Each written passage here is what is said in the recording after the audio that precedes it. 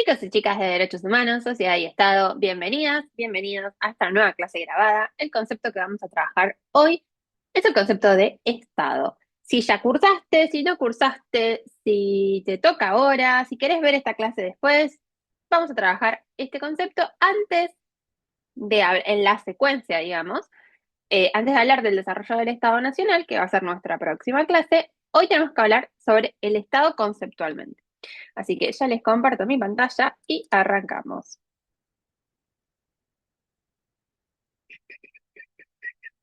Estos son los temas que vamos a trabajar hoy y abordaremos todos y cada uno de ellos.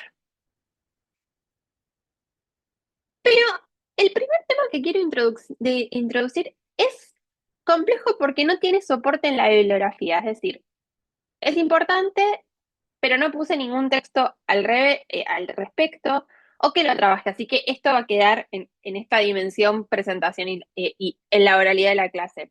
¿Qué es el concepto de actores sociales? Así como en la clase anterior, la primera vez que nos vimos, hablamos que ciudadano e individuo, por ejemplo, no son sinónimos, hablar de actores, hablar de agentes sociales tampoco son sinónimos. Cuando hablamos de actores nos estamos refiriendo a la definición que aquí vemos en pantalla, a un grupo, un sujeto que es colectivo, los trabajadores, los estudiantes es un sujeto colectivo, los docentes, que tienen intereses y que despliegan estrategias en el espacio público, ese espacio público real y concreto, como hacer una marcha, o en ese espacio virtual que ahora compartimos, que es hacer actividades virtuales, utilizar las redes sociales. Cuando hablamos de actores, tomamos de nuevo esta metáfora que parece del teatro, porque realmente somos eso, estamos cumpliendo un rol. Si hablamos, por ejemplo, de agentes sociales, concepto que no utilizamos en esta cursada, estamos hablando cuando hablamos de gente de la capacidad de hacer. Y a mí lo que me interesa acá que nosotros podamos ver y trabajar es cómo encarnamos diversos roles en diferentes áreas de nuestra vida y actuamos en función de esos roles. Al mismo tiempo, yo soy mujer, soy docente, soy argentina, soy docente de lenguas vivas, lo cual hace que yo tenga ciertos objetivos. Mi trabajo ahí tiene algunos objetivos y está normada por algunas cosas que mi trabajo en la Universidad de Buenos Aires no. Entonces, por ejemplo, en lenguas vivas depende del gobierno de la ciudad, la Universidad de Buenos Aires es el gobierno nacional. Entonces, si yo tengo que desplegar una agencia como sujeto colectivo docente universitario, por ahí tengamos el mismo objetivo de tener mejores condiciones de trabajo, pero no estamos hablando con él, no tenemos de interlocutor al mismo nivel de estatalidad. Bueno, entonces, ¿por qué es importante el concepto de actores? Tenemos que pensar que la sociedad y el Estado, en un punto, son dos grandes actores de los procesos sociales que vamos a analizar, de los procesos sociales, culturales, económicos, ¿por qué no? Y políticos que analizamos durante todo este recorrido. Vamos a ver que la sociedad y el Estado son dos espacios distintos, pero que se necesitan mutuamente. Ya hablamos de la sociedad. Hoy vamos a hablar del Estado y lo primero que les dije es una definición operativa de sociedad es un grupo de personas que necesitan de un Estado para organizarse como comunidad política, porque es el Estado el que garantiza los derechos. Ahora vamos a ver por qué. Pero bueno, cuando analizamos un proceso histórico-social, tenemos que tener en cuenta y tenemos que pensar en esto, ¿no? ¿Quiénes son los actores que están involucrados en la situación? ¿Cuáles son sus intereses? ¿Hay heterogeneidad al interior de ese actor? Por ejemplo, el Estado, nosotros podemos decir que tiene diversos niveles de estatalidad. El Estado Nacional y quizá nuestro vínculo más próximo, o al menos desde las instituciones educativas donde estamos transitando nuestros estudios, tiene que ver con la ciudad de Buenos Aires.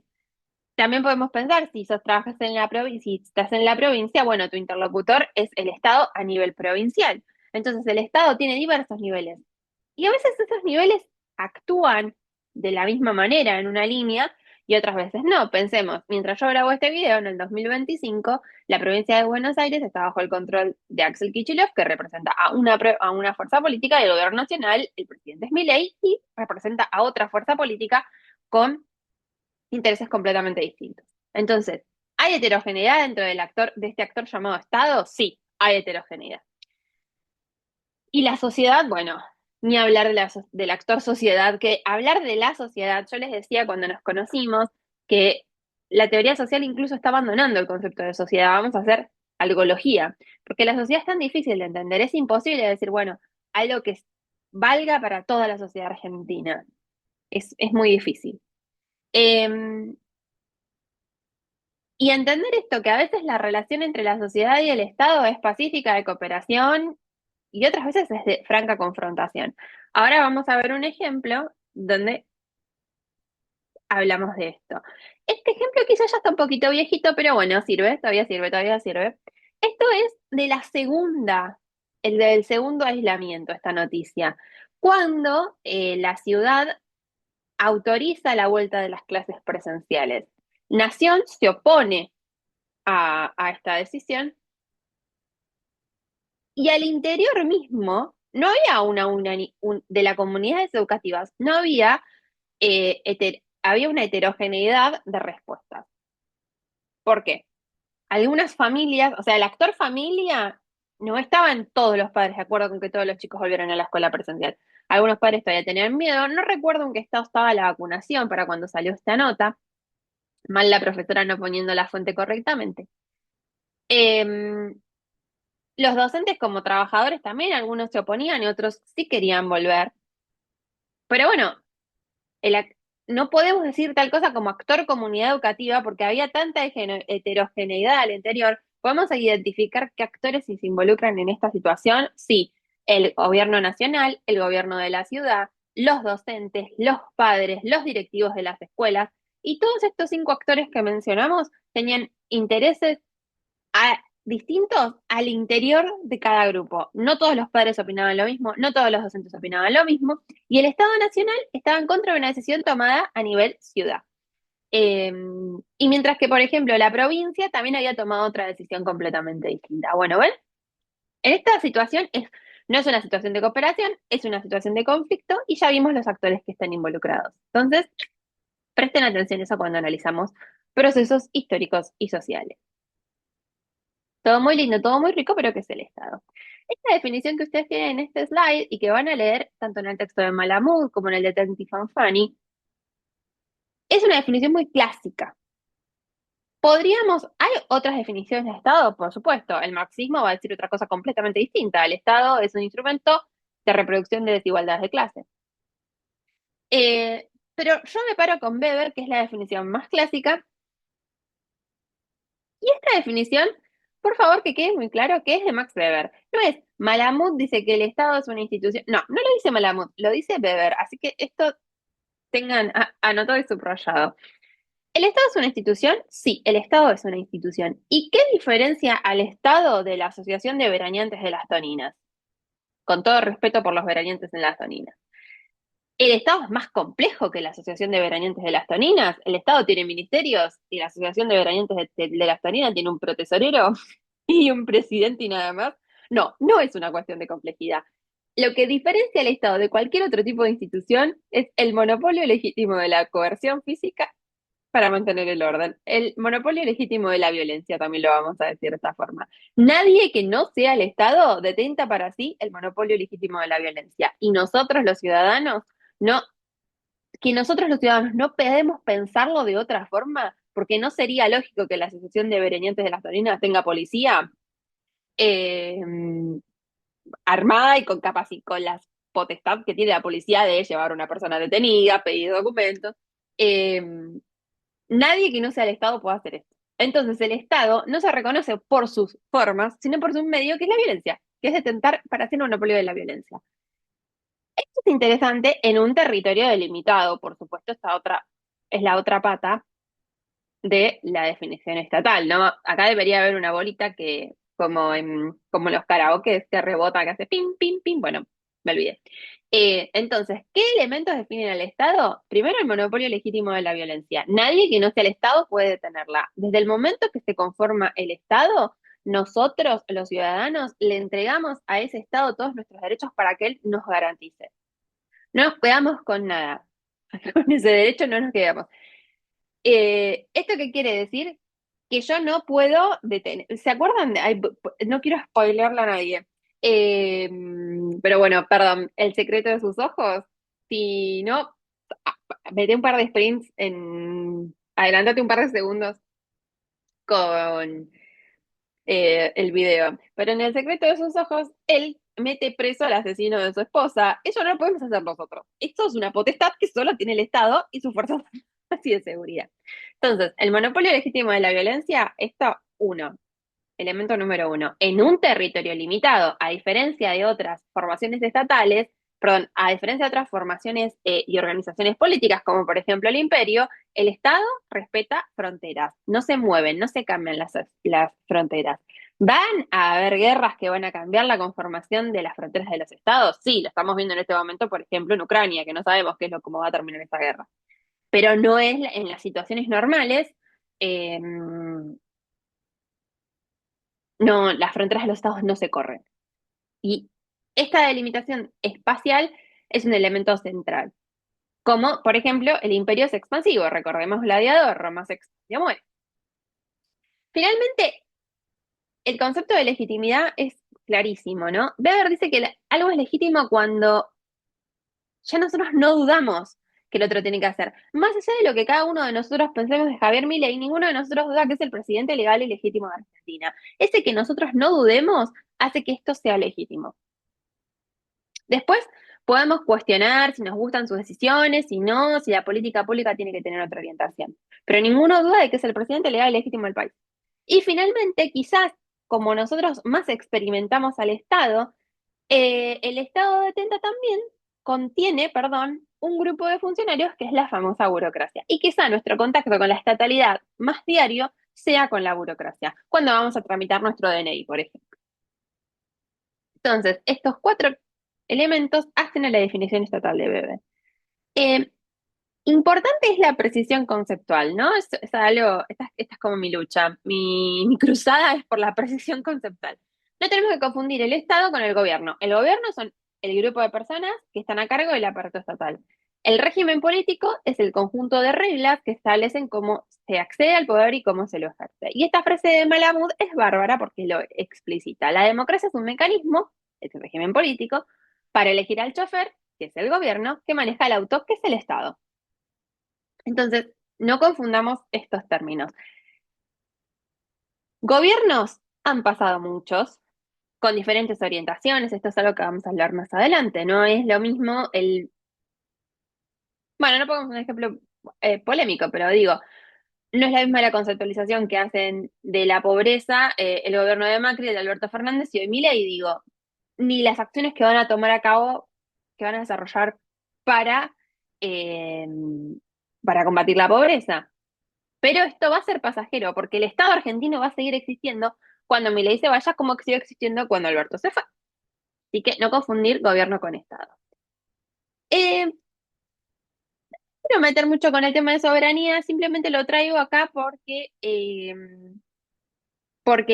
lo plantea Malamud como una definición eh, con estos cuatro tipos de soberanía que tiene que detener el Estado. La que más me interesa primero es esto, ¿no? La doméstica, es decir, al interior de sus fronteras. No puede haber otra institución. El Estado no compite con nadie. No hay otra autoridad equivalente a la autoridad del Estado, adentro de las fronteras. El reconocimiento legal internacional me parece que también es importante. Piensen que países como Taiwán no son reconocidos por la comunidad internacional. Entonces eso atenta contra un poco pone ahí, le da una atención a esta definición estatal. Y la soberanía westfaliana, no recuerdo cuando se firmó la paz de Westfalia, si mal no recuerdo fue alrededor del 1600. Vieron que la historia europea, decir siglo XVI, siglo XIV, es como medio en todo lo mismo y son 200 años de diferencia, es un montón, pero bueno. Em, la paz westfaliana, que viene esto, ¿no? De la paz de Westfalia, implica que se pone fin a la era del imperio en el sentido de que ya no nos podemos seguir expandiendo. Las potencias europeas, después de 100 años de guerra, dijeron, bueno, chicos, no podemos seguir así, basta. Al interior se trazan fronteras, al interior cada rey hará lo que quiera, pero nadie puede interferir con lo que sucede en las fronteras del otro lado. Esto, por supuesto, que no va a dejar de traer problemas, pero también es muy, a veces difícil de sostenerlo. Por ejemplo, ustedes son muy jóvenes, pero por ahí se acuerdan de hace unos años el conflicto que tuvimos con Uruguay por las famosas papeleras. La realidad es que nosotros, el Estado argentino no le puede decir a Uruguay, vos no puedes hacer esa inversión. Pero sí, o sea, no puedes instalar esas papeleras. Pero sí es un problema cuando supuestamente contaminan la frontera que es compartida. si vos tirás desechos tóxicos a un río que es frontera con otro estado, yo no te puedo decir qué hacer o qué no hacer al interior de tu frontera. Pero sí, ojo, porque acá me estás perjudicando a mí también. Así que eso es un tema. Pero bueno, no, Argentina no tiene la potestad de impedirle a Uruguay que desarrolle ese negocio. Esto también es importante, ¿no? Como les dije, el Estado se reconoce no por su forma, es decir, si tiene Ministerio de Educación o no lo tiene, sino por detentar para hacer monopolio legítimo de la violencia. Esto hace que tengamos una diversidad de conformaciones estatales a lo largo de la historia y del momento actual en el que vivimos, de conformaciones estatales que son completamente distintas. Estaba pensando, no es la misma la estructura que tiene el Estado argentino que, por ejemplo, España, que hablamos de regiones autónomas, nosotros tenemos provincias, o Estados Unidos, que tiene estados, no tiene provincias. Y vieron que siempre ustedes que son de otros idiomas, que tienen expertise en otros idiomas, esas traducciones son difíciles. Cuando le querés explicar a alguien de otro país, bueno, una provincia es como un estado, pero bueno, no es exactamente igual. Es complicado. Pero bueno, tanto Argentina como España, como Estados Unidos, son estados. ¿Por qué? Porque hay una institución que atenta para sí el monopolio legítimo de la violencia en un territorio limitado. Después, las funciones, objetivos, el tamaño del aparato burocrático administrativo, el grado de concentración del poder. No es lo mismo el poder que tiene Milei que el que tiene Kim Jong-un en Corea del Norte. El margen de participación ciudadana, el grado de intervención en la economía, el despliegue de la fuerza para aceptar ese dominio, variará, variará variará de estado en estado. Y estas son cosas que tenemos que prestar atención cuando analizamos una conformación estatal. Pero tenemos siempre este piso común.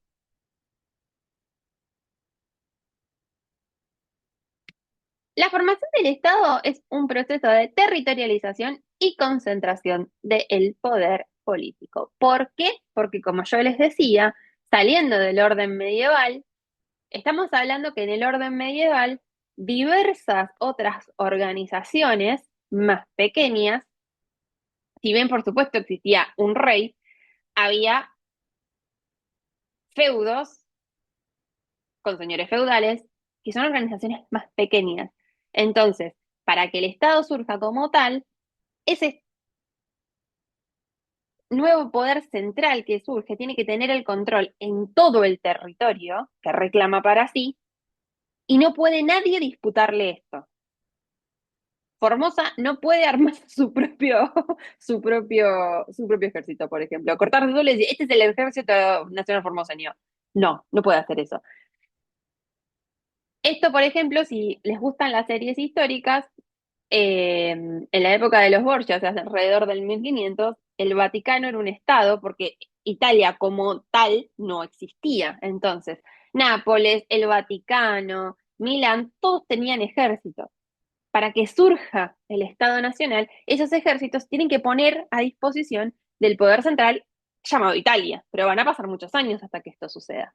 Esto lo vamos a ver con más claridad en la clase sobre la conformación del Estado argentino, pero este norte no hay que perder. Tenti habla de tres procesos que se dan alrededor del siglo XVI y que son inmensos, que son, es hasta una falta de respeto ponerlo en una diapositiva así, en un slide así, con tres conceptos. Estos procesos son inmensos, pero son los que habilitan el surgimiento del Estado moderno. ¿Y por qué? Porque contribuyen a un proceso llamado individualización, es decir, a que las personas nos representemos a nosotros mismos como individuos, ya no pertenecientes a la tierra y al colectivo, como si eran las comunidades feudales, sino que estamos solos. Bueno, tristísimo, pero es así. Este primer proceso es la urbanización. La población pasa de vivir en el campo a vivir en las ciudades. Y con eso perdemos ese sentido de pertenencia a la tierra y ese sentido de comunidad donde todas las personas se conocen. Ni hablar cómo sucede esto hoy en día que no tenemos ni idea de quiénes son nuestros vecinos, ¿no? Pero esta idea de pasar a vivir a la ciudad y desarrollar un método de producción nuevo, que es el capitalismo, por el cual esas masas que se trasladaron a vivir en las ciudades, lo único que tienen para vender en el mercado son sus fuerzas de trabajo, o que tenemos en todo caso. Y finalmente la reforma protestante, que quizás es un poco difícil pensarlo desde acá, ¿no? Pero La reforma protestante es muy importante en este proceso de individuación por dos razones. La primera, porque implica una nueva subjetividad. El primer gesto de la reforma protestante, ¿cuál va a ser? Además de clavar el papel en la catedral de Lutero, es traducir la Biblia al alemán. Ya, primero la población letrada era bastante poca, esto también hay que decirlo, pero ya no necesito alguien como un cura que me traduzca del latín la palabra de Dios. La puedo leer en mi propio idioma. Entonces, de nuevo, ¿no? Esta idea de individuo empieza cada vez a cobrar más fuerza y que mi vínculo por la divinidad está dado por mi relación que la puedo tener directa con Dios. Pero, más importante, o en mismo nivel de importancia, es que con la Reforma Protestante y los cismas que vendrán después, la Iglesia Católica pierde ese lugar de referente identitario. No importa si sos español, italiano o francés, todos somos hijos de la misma madre llamada Iglesia Católica. Bueno, esto con la Reforma Protestante se va a perder. Y ese lugar que va a dejar vacante la iglesia lo va a empezar a tomar la nación, porque así como el Estado es una forma de organización, la nación es el referente y el soporte identitario de esas personas que están siendo organizadas y que están dándole su poder al Estado, ¿no? Yo con esto no quiero que se queden con una idea muy represiva de lo que es el Estado, porque insisto, quizá nuestra experiencia de la estatalidad no tenga que ver con sus fuerzas armadas y de seguridad, sino con el contacto con la burocracia. Atrás de nuestros títulos está el Estado Nacional. Los planes de estudio se discuten con el ministerio, eh, bueno, o como sea que sea la respuesta, digo, pero digo, nuestros títulos, por ejemplo, pasan por un proceso de acreditación y validación en los ministerios de educación, hoy llamado Capital Humano, eh, y dice, bueno, estas son las actividades reservadas para el título de profesor o traductora de inglés. Y solo lo puede hacer un traductor o un profesor de inglés. Y esto está atrás del Estado. Piensen que quizás nuestras actividades no son tan riesgosas. Yo a los traductores les tengo muchísimo respeto porque, por ejemplo, entiendo no es el caso de lo que se dan en lenguas vivas, de la carrera que se dan en lenguas vivas. Es más, la carrera de traductorado público de la Universidad de Buenos Aires. Pero bueno, un traductor puede traducir una partida de nacimiento para hacer algún trámite filiatorio y poner que le consta que lo que dice en un idioma lo está traduciendo a otro y que es exactamente lo mismo. Eso es muy importante. Y detrás de ese título está el Estado, que dice, bueno, son actividades reservadas al traductor, estas. Son actividades reservadas a un médico, estas. Detrás de nuestros títulos está el Estado. Entonces, no nos quedemos con una idea represiva del Estado, que un poco el Estado lo es, sino también con esta idea de este juego, que también vamos a ver, sobre todo vamos a ver la clase próxima, de coerción y consenso. De nosotros obedecemos porque tenemos miedo al castigo, la verdad que no, el general de la población paga sus impuestos, que no quiere que le cobren una multa, o sea, no queremos pagar más plata, pero también porque sabemos que tenemos que hacerlo, que el Estado, de esa forma de cubrir recursos, utiliza esos recursos para el sostenimiento del aparato estatal, que es para un montón de cosas, no solo para la asistencia social, ¿no? Como nos quedamos con esta idea, pero más que nada, el Estado nos garantiza nuestros derechos. Entonces, si nos sucede algo ante una situación violenta, tenemos una comisaría a quien ir a denunciar. Bueno, yo sé que ustedes están diciendo no seas naif, sí, ok, pero bueno, suponiendo que nos tomen la denuncia, suponiendo que tomen la denuncia, hay un Estado atrás que cuando sale una escritura dice, bueno, esta propiedad es de Nadia Januzzi, garantiza nuestros derechos. Entonces, no es solo porque reprime obedecemos, sino porque también confiamos que es la mejor forma de organizarnos. Y en realidad es la única que conocemos nosotros, por supuesto. Y la nación es la contracara de esto. Porque como todo vínculo tóxico, vos me pedís todo Estado, yo también voy a desarrollar un vínculo con vos. El segundo concepto que quiero hablar en esta clase es el concepto de ciudadanía. El texto de Jeline es hermoso y es cortito, así que le pido que les voy a pedir encarecidamente que lo lean. Pero ella toma el concepto de Arendt, ¿no? De esta idea de que la ciudadanía no solo es una batería de derechos que te da estar en vínculo con un Estado, sino que la ciudadanía es más profundo, es un sentido más abstracto, ¿no? Como hablábamos de estos dos conceptos de Jeline, la profesora ya no modula. La ciudadanía entonces sería este derecho a tener derechos, es ese representarnos que tenemos derecho a acceder a determinadas cosas. Es una cosa, es más abstracto, ¿no? Este concepto de ciudadanía. Es esta idea de ser un sujeto de derechos y como tal, luchar para que esos derechos se cumplan. Recuerden el concepto de actores, ¿no? De sujetos colectivos que despliegan estrategias para cumplir sus objetivos. Y acá va a haber un paso, ¿no? En convertirse en actor social. Por ejemplo, vamos a analizar un caso en particular que es el de las mujeres. Ahora vamos a hablar del movimiento feminista. Pero lo que quiero decir con esto es que la ciudadanía, en tanto potestad y en tanto derecho a tener derechos, es siempre una arena de conflicto y siempre es expansiva. Es una arena de conflicto porque nadie nos va a regalar nada. Siempre vamos a tener que luchar para que nuevos derechos que aparecen en la agenda pública sean reconocidos por el Estado. Y es siempre expansiva porque logramos algo y vamos por más. Y logramos, no sabemos a dónde vamos a ir a parar con esta lucha por los derechos. Hay mucha CH en esta frase. Y ahora les voy a poner el ejemplo del movimiento feminista. Esta mujer que vemos aquí, toda regia vestida de blanco, Julieta Lanteri. Julieta Lanteri es la primera mujer en votar en América Latina. Julieta Lanteri es una gran militante feminista. Entonces, pasamos de empezar a pensarnos las mujeres como, che, me parece que yo tengo derecho a votar y ir a la universidad, a conformar un grupo con todos los partidos del Partido Feminista Nacional del que ahora voy a hablar y todos los... el- esta idea de conformarnos como un actor social para empezar a manifestar esta capacidad que tenemos de, por ejemplo, ser sujetos de derecho, para hacer validar nuestro objetivo. Entonces, Julieta Lanteri, ¿qué hizo? En las elecciones de 1911, tengan este dato en mente, en 1911 ella analiza la ley y la ley utilizaba el masculino plural para referirse a los electores, los ciudadanos. No decía los ciudadanos, paréntesis, declares excluida a las mujeres. ¿Es Julieta Lanteri la primera en darse cuenta de esto? La verdad que no lo sabemos, pero sí sabemos que es la primera en hacer algo públicamente contra esto. El Consejo Deliberante le dio la razón, o sea, las mujeres no estábamos excluidas de nuestro derecho a voto. Fíjense lo que es el poder que tiene el imaginario. O sea, no, insisto, no sabemos si ella es la primera en darse cuenta, pero sí sabemos que es la primera en hacer algo en 1911. Y la autorizan el voto. Así que ella, el 26 de noviembre de 1911, acá regia y todo de blanco, fue a votar a la parroquia San Juan Evangelista del barrio de La Boca. No me pongo de pie porque no me van a ver. Obviamente a los 2 segundos cayó la policía, le anularon el voto. ¿Cómo supieron cuál era el voto de Julieta Lanteri en esta urna y no le anularon el voto a un Juan Carlos? No, preguntas que este video no podrá responder. 3 meses después, en febrero de 1912, se sanciona la ley Sáenz Peña, que establece el voto masculino, secreto, universal y obligatorio para todos los mayores de 18 años. ¿Y qué hacen? Igualan el padrón electoral con el padrón militar. Es decir, si no estabas inscrito para hacer la colimba, no podías votar. Esto, por supuesto, le saca a las mujeres la posibilidad de votar indirectamente, aunque nuevamente la norma utiliza el masculino plural. ¿Qué hace Julieta Lanteri? Me anotó en la colimba, rey. No tengo ningún drama. Obviamente el ministro de Guerra le dijo no había hasta acá llega. Y ella no pudo votar. Pero nuevamente la nueva ley adolecía del mismo problema anterior.